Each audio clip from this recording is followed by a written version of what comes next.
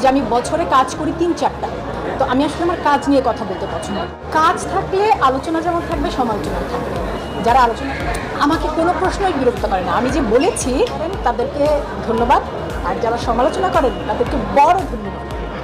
এছাড়া ধরেন আমি প্রায় পেশাদার অভিনেত্রী হিসেবে কাজ করছি সে 2005 থেকে, সিসিমপুর থেকে। তো 2024 আর 19 বছর, 18-19 বছর হয়ে গেছে।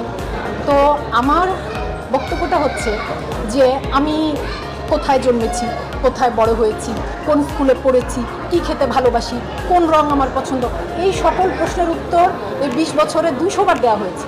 তো এই একই প্রশ্নের উত্তর দিতে আমার এই সমস্ত আর ভালো লাগে, খুবই ভালো। বিশেষ করে আমি বলবো ওটিটির কথা। ওটিটিতে ভীষণ ভালো ভালো কাজ হচ্ছে। আমি নিজে বেশ কিছু কাজ করেছি। আমার প্রথম ওটিটিতে মানে হইচয়ে মুক্তি পাওয়া কষ্টনীর আশফাক নিপুণের, যেটার জন্য আমি ভীষণ ভালো রকম দর্শক প্রতিক্রিয়া পেয়েছি।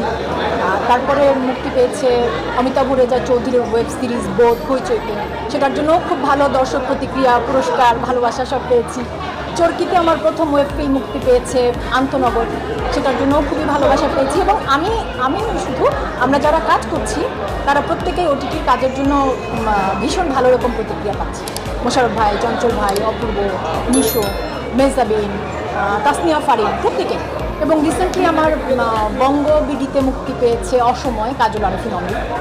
আমরা তো মানে এখন পর্যন্ত বোধহয় অসময়ের ভালোবাসায় ভাসছি।